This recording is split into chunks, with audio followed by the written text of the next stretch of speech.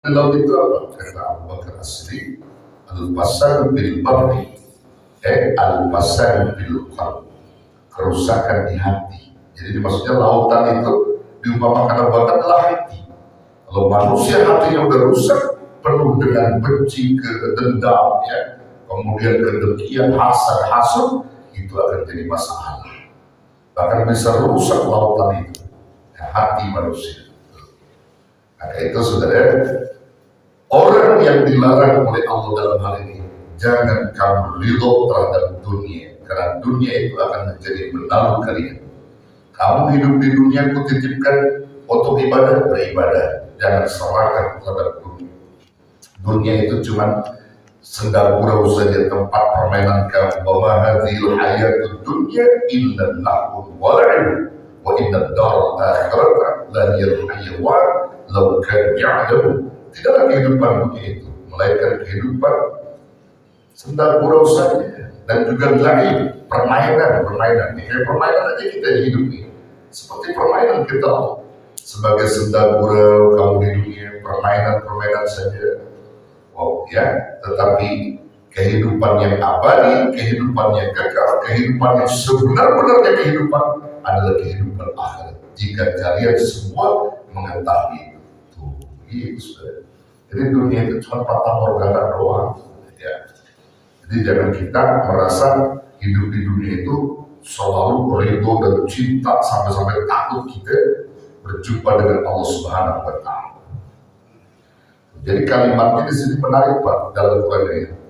Orang-orang yang lahir juna liko anak, kata Allah.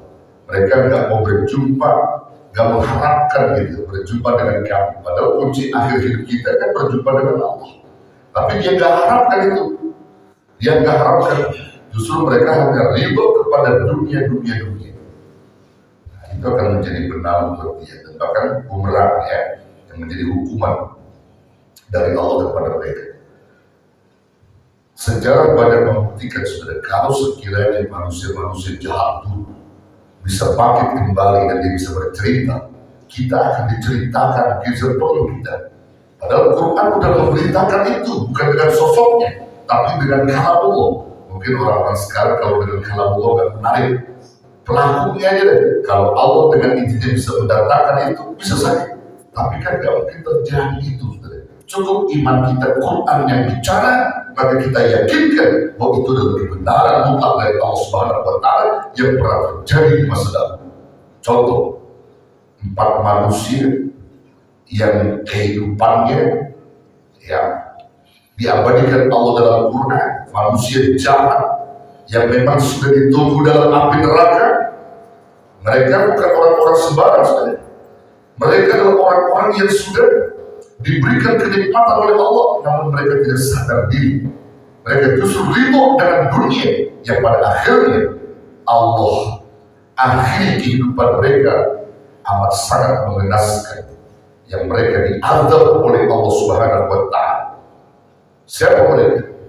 Yang pertama, Quran menyebut mereka di kalangan, ya, orang-orang yang sombong dan angkuh, Fir'aun, laknatullah.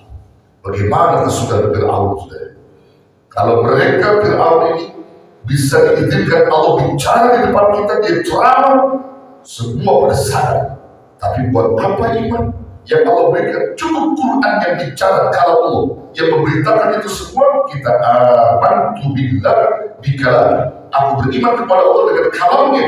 Apa yang diberitakan Allah, sami'na wa ata'na. Bagaimana kesudahan Fir'aun dengan sombongnya akan jabatan kekuasaan, bahkan mengakui dirinya sebagai Tuhan, akhirnya Allah benamkan di laut. Allah benamkan. Begitu sudah napas di kerongkongan, baru dikatakan amantu bi rabbikum Musa, aku beriman pada Tuhan Musa. Tak bisa kan?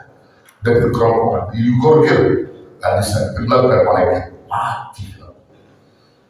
Ada orang kaya kikir, pelit, merasa dirinya paling segalanya. Bahkan harta itu tidak akan pernah mungkin dia berikan kepada Musa, kepada orang-orang yang membutuhkan, karena dia boleh mencari jerih payahnya dengan kekuasaan dia. Dia merasa dirinya paling segalanya dari harta dunia, dan dia ridho dengan dunia itu.